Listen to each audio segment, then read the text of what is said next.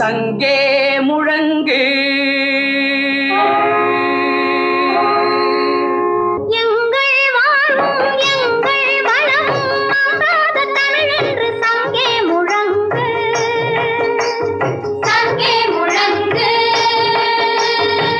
அன்பு தமிழ் மக்களுக்கு வணக்கம். அதிமுக கூட கூட்டணி கிடையாது. விஜய் அறிவிப்பு.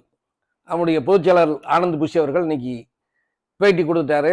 எல்லா பத்திரிகையிலும் வந்துருச்சு. இப்போ ஏன் இதான் கேள்வி. இந்த கேள்விக்கு விடை சொல்றதுக்கு இதை தெளிவா விவரமாக நமக்கு விளக்கிறதுக்கு தான் 2 பேர் வந்திருக்கிறாங்க. தமிழ் மக்கள் முன்னேற்ற பேரவையின் சார்பில் அதனுடைய தலைவர் ஐயா விசிஆர் வந்திருக்கிறாங்க. ஐயா வணக்கம். அப்புறம் நம்முடைய தமிழ்நாட்டு மக்கள் மன்றத்தின் சார்பில் பேசுறதுக்கு ஐயா வி.சே.ரா அவங்க வந்திருக்கிறாங்க. ஐயா வணக்கம். இப்போ முதல்ல நம்ம தமிழ் மக்கள் முன்னேற்ற பேரவையுடைய தலைவர் ஐயா விசிஆர் அவர்கள் இப்போ அவருடைய ஏன் கூட்டணி வேணான்னு சொல்லிட்டார் விஜய் அப்படிங்க பற்றி தெக்க தெளிவா பேசுவார். அன்பான தமிழ் மக்களுக்கு தமிழ் மக்கள் முன்னேற்ற பேரவையின் சார்பில் பணிவான வணக்கங்கள். இன்றைய கேள்வி, இந்த பட்டிமன்றத்தின் கேள்வி, ஏடிஎம்கே கூட விஜய் அவர்கள் ஏன் கூட்டணி வேணான்னு சொல்லிட்டார். நாங்க தமிழ் மக்கள் முன்னேற்ற பேரவையின் சார்பில் ஆரம்பத்திலேருந்தே சொல்லிட்டு இருக்கிறோம், எல்லா பக்கத்துலையும் சொல்லிட்டு இருக்கிறோம், ஏடிஎம்கேவும் விஜய் கூட்டணி வராது. ஏன்னு கேட்டீங்கன்னா, ஏடிஎம்கே நம்ம எடப்பாடியுடைய ஏடிஎம்கே கட்சி 50 வருடம் பாரம்பரியமான கட்சி. ஐயா எம்ஜிஆர் அவர்களால் தோற்றி வைக்கப்பட்டது. அம்மா ஜெயலலிதா அவர்களால் போற்றி பேணி பாதுகாக்கப்பட்ட கட்சி, பழம்பெரும் கட்சி, அதுக்கு பாரம்பரியம் இருக்க கட்சி. விஜய் ஐயாக்கு கீழே கூட்டணியில சக பார்ட்னரா போய் சேருவாங்களா? நடக்காது. ஐயா விஜய் அவர்கள் வேற மாதிரி சித்தாந்தங்களோட புதிய முன்னேற்படுள்ள பெரிய அளவுல ஒரு திட்டங்களோட வந்திருக்கிறார். எங்களை பொறுத்த வரைக்கும் அவருக்கு கீழே அவர் கொள்கைகளை சித்தாந்தங்களை ஏத்துக்கிட்டு அவருக்கு கீழே வரக்கூடிய கூட்டணி தான் அவர் சேர்ப்பாரு. அப்போ விஜயும் இவரோட போறதுக்கு வாய்ப்பு இல்லை, அதிமுகவும் அவங்களோட வாய்ப்பு கிடையவே கிடையாது. இந்த பத்திரிகை ஊடகங்களும் சில ஆசைகள் இருக்கும் இல்லையா, அதிமுக உள்ள சில அமைச்சர்களோ அல்லது உறுப்பினர்களோ யாரோ கொஞ்சம் அதீதமா இது வந்தா நல்லா இருக்கும்னு சொல்லி பேச்சு வழக்கில் அது போயிட்டு இருந்தது. இது நடப்பது சாத்தியமாகாது என்று நாங்கள் ஏற்கனவே தெளிவா சொல்லியிருக்கிறோம். ஏன்னு கேட்டீங்கன்னா, ஐயா பன்னீர்செல்வம் ஐயா இவங்களே திரும்ப அதிமுக கூட உள்ளுக்குள் போக முடியல, அப்படியே வெளியே நிறுத்தப்பட்டு விட்டார்கள். எடப்பாடி அவர்கள் ஒரு அதனுடைய முழுமையான தலைவராக உருவெடுத்து அந்த அதிமுக வழி நடத்திட்டு இருக்கிறார். அப்புறம் அதிமுகவுக்கு அந்த எம்ஜிஆருடைய கொள்கைகள், ஜெயலலிதாவுடைய கொள்கை சித்தாந்தங்களை, அந்த அதிமுக சித்தாந்தங்களை ஏற்றுக்கொண்டு அதுக்கு கீழ் வரக்கூடிய அந்த கட்சிகள் அல்லது கூட்டணி கணக்குல அதிமுக தான் ஜெயிச்சிரும் கணக்கு போட்டு அந்த நேரத்தில் கூட்டணி வரக்கூடிய கட்சிகளை மட்டும்தான் அதிமுக எடப்பாடியை ஏற்றுக்கொள்ளக்கூடிய சாத்தியக்கூறு இருக்குது. இதான் அதிமுகவுடைய நிலைப்பாடா இருக்கும். ஆனா நாங்க ஏற்கனவே பேசினபடி விஜய் ஐயா பொறுத்த வரைக்கும் ஒவ்வொரு அடியையும் தெளிவா அளந்து கச்சிதமா வைக்கிற மாதிரி தெரியுது. அவருக்கு எம்ஜிஆர் விசுவாசிகள், அம்மா விசுவாசிகள், அதிமுக விசுவாசிகளுடைய ஓட்டு வேணும், அதிமுக வேண்டாம் அப்படிதான் நினைக்கிற மாதிரி தெரியுது. ஆனா எடப்பாடி ஐயா அவர்கள், அதிமுக முன்னாள் அமைச்சர்கள், அதிமுக தலைவர்கள் எல்லாரும் இன்னைக்கு திடமாக புரட்சிகரமாக செயல்பட வேண்டிய காலகட்டம். அவங்க தலையில பெரிய பொறுப்பு உட்கார்ந்துருக்குது. இந்த பக்கம் கோட்டை கட்டு வாழ்ந்துட்டு இருக்க திமுக, ஐயா ஸ்டாலின் அவர்கள், ஐயா உதயநிதி ஸ்டாலின் அவர்கள், இந்த பக்கம் புதுசா வந்திருக்க சுனாமி விஜய், இவங்களெல்லாம் எடுத்து புதிய சித்தாந்தத்தையும் பழைய சித்தாந்தத்தையும் எடுத்து இவர்கள் பெரும் போரிட்டு ஜெயிக்கணும். இதுக்கு இவர்கள் புதிய முன்னெடுப்புகள், இந்த பழைய கதையே ஓட்டிட்டு இருந்தா நடக்குமான்னு எங்களுக்கு தெரியல. ஐயா எடப்பாடி அவர்கள் சிந்தித்து செயலாற்ற வேண்டிய காலகட்டம் இது. புரட்சிகரமான புதிய திட்டங்களுடன் புதிய அரசியல், புத்தம் புதிய அரசியல் தமிழ்நாட்டுக்கு தேவைப்படுது. அதாவது 18 வயசுல இருந்து 30 வயசுல இருக்காங்க இல்லையா, இளைய தலைமுறை ஆண் பெண்கள், அவர்களுக்கான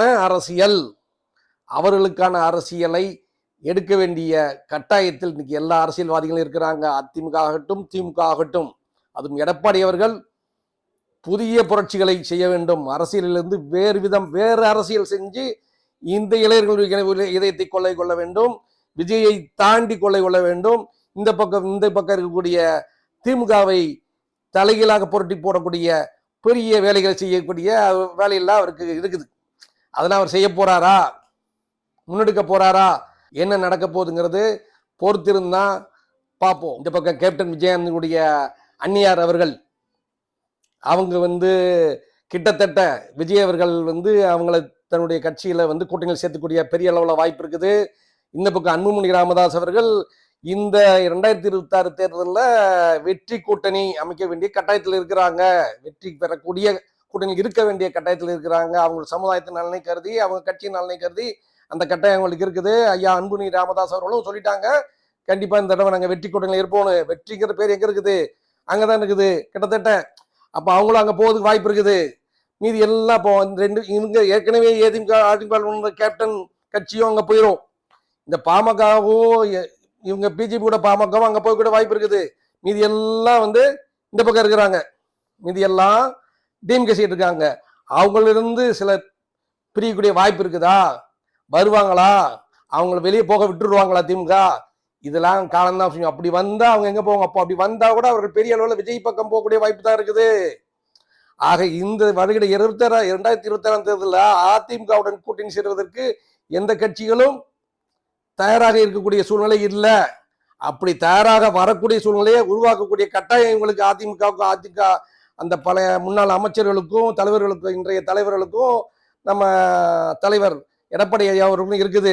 அத்தகைய இன்னும் 1.5 வருஷ காலத்தையும் வெயிட் பண்ணி கிடையாது. இன்னொரு 6 மாத காலத்தில் இந்த புரட்சி உண்டு பண்ணி இந்த எதுக்கு கூட்டணிக்கு கட்சிகளை இழுக்கணும், மக்கள் மனசை 6 மாசத்துல மாத்தணும். இத பெரிய கடப்பாடுல இவங்க மாட்டிட்டு இருக்கிறாங்க. இதுதான் நிலைமை. நடுவர் அவர்களே, நாங்கள் தமிழ் மக்கள் முன்னேற்ற பேரவையின் சார்பில் அரசியல் நிகழ்வுகளை வெகு உன்னிப்பாக கவனித்து வருகிறோம். இந்த வர 2026 தேர்தலில் ஐயா ஸ்டாலின் ஐயாவும் உதயநிதி ஐயாவும் சேர்ந்து அவங்க ஜெயிக்க போறாங்களா, ஐயா எடப்பாடி ஐயா ஜெயிக்க போறாங்களா, புதுசா கூடிய சுனாமி ஐயா விஜய் அவர்கள் தமிழ்நாட்டை ஜெயிச்சு ஆட்சி கட்டில உட்கார போறாங்களா அப்படிங்க பற்றிலாம் நாங்கள் தமிழ் மக்கள் முன்னேற்ற பேரணி கவலைப்படல. தமிழ்நாட்டுடைய 8,40,00,000 மக்களும் ஜெயிக்க போறாங்களா? உண்மையிலே அவங்க அரியாசனத்தில் அமர்க்க போறாங்களா? அவங்களுக்காக ஆட்சி நடக்க போகுதா? இதுதான் எங்களுடைய கேள்வியாக, எங்களுடைய உணர்வாக, எங்களுடைய விருப்பமா இருக்குது. அதுக்கு தகுந்த மாதிரி நீங்க உங்களுடைய தீர்ப்பு சொல்லணும் ஐயா. நன்றி ஐயா. விசேர் அவங்க ரொம்ப விவரமா நமக்கெல்லாம் கொஞ்சம் மனசுல குத்துற மாதிரி உரைக்கிற மாதிரி தெளிவா சொல்லிட்டாரு. இனிமே கண்டிப்பா சத்தியமா அதிமுக கூட விஜய் கூட்டணி போக மாட்டாரு அப்படிங்கிறத தேக்கத்திலேயே சொல்லிட்டாரு. அப்போ இனிமே நடக்குமா அவருங்கிறது நடக்காதுங்கிறது கூட அவர் பதில் சொல்லிட்டாரு. இருந்தாலும் இவர் ஐயா நம்ம பொதுமக்கள் தமிழர் பொதுமக்கள் மன்றத்துல இருந்து ஐயா வந்திருக்காங்க இல்லையா, அவருடைய கருத்து கேட்போம். ஐயா நீங்க வாங்க. ஐயா வணக்கம். ஐயா முதல்ல நம்ம தமிழ் மக்கள் முன்னேற்ற பேரவையினுடைய ஐயா விசிஆர் அவர்களை நான் வன்மையா கண்டிக்கிறேன். அவர் என்ன எல்லாம் அவருக்கே தெரிஞ்ச மாதிரி எழுதி வச்சுக்கோங்கன்னு பேசுறாரு. ஏதோ வர 2026 தேர்தலில் 8,40,00,000 மக்களும் ஜெயிக்கணும், அவங்க தான் அரியணையில் உட்காரணும், அவங்கெல்லாம் ஜெயிக்கணும்னு பேசிட்டு இருக்கிறாரு. நடக்கிற கதையா? எப்போதும் அரசியல் கட்சி தான் ஜெயிக்கும். யாராவது ஒருத்தங்க ஆட்சியில் உட்காருவாங்க, அவங்களா பார்த்து மக்களுக்கு என்ன பண்றாங்களோ நம்ம மக்கள்லாம் சேர்ந்து பொறுமையா அன்பா கேட்டு வாங்கிக்கணும். அவ்வளவுதான். யார் ஜெயிக்கிறாங்க, யார் ஜெயிப்பாங்க, என்ன நிலைமை, அதை பத்தி பேசிட்டு அவர் மக்களுக்கு அரசியலை திசை திருப்ப பாக்குறாரு. இதை வன்மையை நான் கண்டிக்கிறேன். இப்ப நான் என்ன சொல்ல வரேன்னா, இப்ப என்ன நடக்குது? ஐயா வந்தாரு, மாநாடு போட்டார் விஜய் ஐயா, பெரிய லட்சக்கணக்கான பேர் வந்தாங்க, கூட்டம் கூடிச்சா? அவர் அங்கேயே தெளிவா சொல்லிட்டாரு, நாங்க தான் 234 தொகுதியிலையும் ஜெயிக்க போறேன்னு அங்கேயே அனௌன்ஸ் பண்ணிட்டார். அங்கேயே முடிஞ்சு போச்சு கதை. அப்புறம் என்ன, அவங்களா பார்த்து ஏதாவது அவர் விஜய் கூட கூட்டிட்டு சேர்றவங்க சேர்ந்துக்கலாம், சேராதங்கிட்டாலும் அவர் தனியா நின்று கூட ஜெயிப்பாரு அப்படின்னு நம்பிக்கையில அவர் அவ்வளவு தெளிவா பேசுறாரு. அப்புறம் எப்படி தன்னுடைய கட்சி அதிமுக அவங்களோட போய் சேருவாங்க, இல்ல அவரோட இவரோட சேருவாங்கலாம் மக்கள் நினைப்பா. மக்கள் பேசிக்கல, இந்த பத்திரிகையாளங்க தான் பேசிக்கிறாங்க, கட்சிக்காரங்க 1-2 பேர் பேசிக்கிறாங்க, அவ்வளவுதான் ஐயா. அது இதெல்லாம் நடக்கிற கதையா? நடக்காது. இப்ப பாருங்க, நாங்க சொல்றேன், பொதுமக்கள் தான் பார்த்துட்டு இருக்கோம் இல்லையா, எல்லாம் நாங்க கணக்கு கரெக்டா தான் இருக்குது. யாரு மக்களுக்கு அதிகம் செய்ய போறாங்க, நான் சொல்றது எலெக்ஷன் இன்னைக்கு காசு கொடுக்கறத சொல்ல 5000 கொடுக்காங்களா 10,000 கொடுக்காங்களான்னு சொல்றது இல்ல.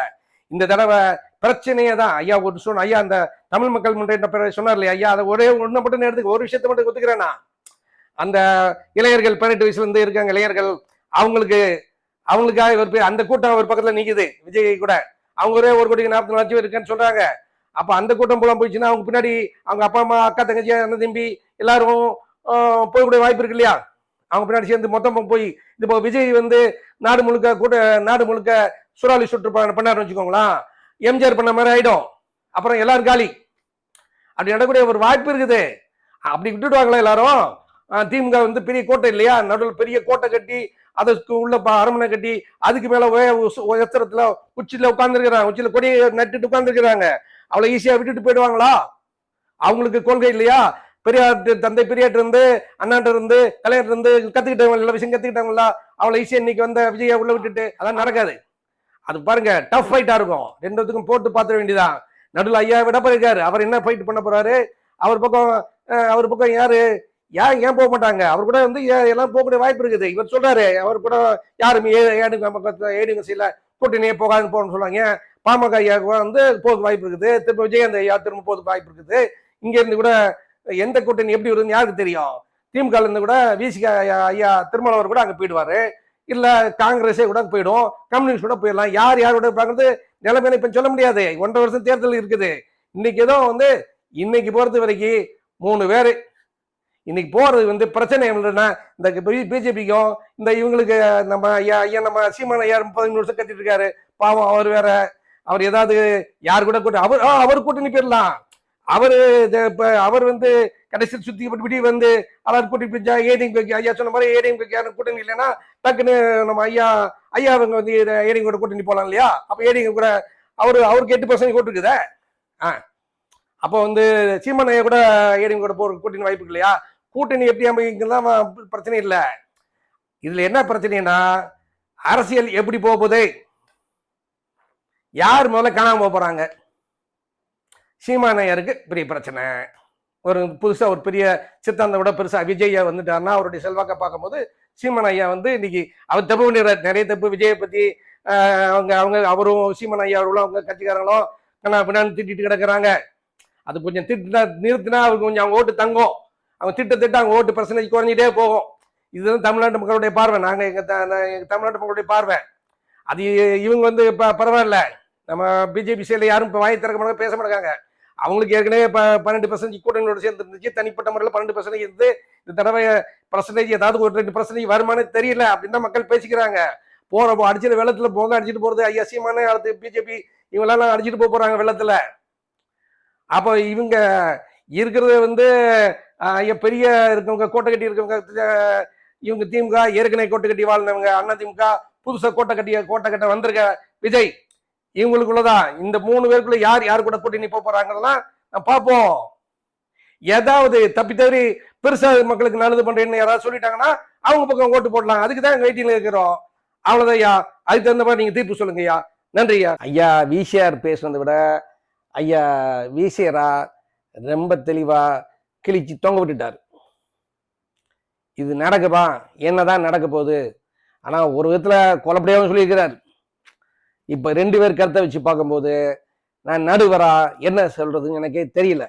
இருந்தாலும் ஓரளவு இன்னைக்குள்ள நடைமுறை இன்னைக்கு உள்ள நிலைமை வச்சுட்டு பார்க்கும்போது என்ன நடக்க போகுதுன்னா, வருங்காலத்துல இந்த சுனாமி புதுசா வந்திருக்க சுனாமி ஐயா விஜய் அவர்கள் வந்து தமிழ்நாடு முழுக்க போய் என்னென்ன செய்ய போறாரு, எதை மாதிரி பேச போறாரு, எதை மாதிரி மக்களை ஈர்ந்தெடுக்க போறாரு, அப்புறம் வந்து மக்களுடைய ரியாக்ஷன், மக்கள் அதுக்கு பதிலுக்கு வந்து எப்படி கூட்டம்லாம் வருது, எப்படி கவனிக்கிறாங்க, பத்திரிகைகள் எப்படிலாம் பேச போகுது, இதெல்லாம் நம்ம கணக்கில் எடுத்துக்கணும். அப்புறம் பதில் வினை எதிர்வினை இருக்கு இல்லையா? ஒரு உடனே திமுக சைட்லேருந்து தலைவர் ஐயா ஸ்டாலின் அவர்கள், ஐயா உதயநிதி ஸ்டாலின் அவர்கள்லாம் இந்த முன்னே அவங்களுக்கு எதிர்த்து என்னென்ன செய்ய போறாங்க, இவரை இல்லாம அதாவது இந்த அரசியல்லே இருந்து அவர் இல்லாம பண்றதுக்கு, விஜய் அவர்கள் வந்து தோத்து போறதுக்கு என்னென்ன பண்ண போறாங்க அப்படிங்கிறதுலாம் நம்ம வந்து பார்க்க போறோம்.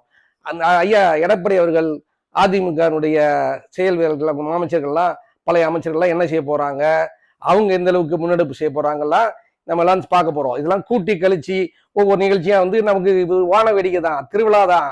அடுத்து ஒரு 1.5 வருஷத்துக்கு அடுத்து 2026 மேல தேர்தல் வரைக்கும் தனியும் நம்ம தமிழ்நாட்டு மக்களுக்கு ஒரே திருவிழா, கோலாகலம், வான வேடிக்கை, கூத்து எல்லாம் நடக்கும். ஆனா இவர் சொல்றதை பார்த்தா, ஐயா ஈஷார் சொல்றதை பார்த்தா அதிமுக பக்கத்துல யாரும் போக மாட்டாங்க அப்படின்னு சொல்றாரு. இவங்க பொதுமக்கள் சைட்ல இவர் சொல்றதை பார்த்தா யார் கூட போவாங்கன்னு சொல்ல முடியாது. அது கடைசியில் தான் தெரியும். இவர் சொல்றார், நம்ம எல்லாரும் பொறுத்திருந்து பார்ப்போம், எல்லாத்தையும் கூட்டி கழிச்சு பார்த்து தான் நம்ம எல்லாரும் முடிவு பண்ணி ஓட்டு போட போறோம் இல்லையா? அப்போ பொறுத்திருந்து பார்க்கலாம். இதுதான் இந்த பட்டிமன்றத்துடைய தீர்ப்பு.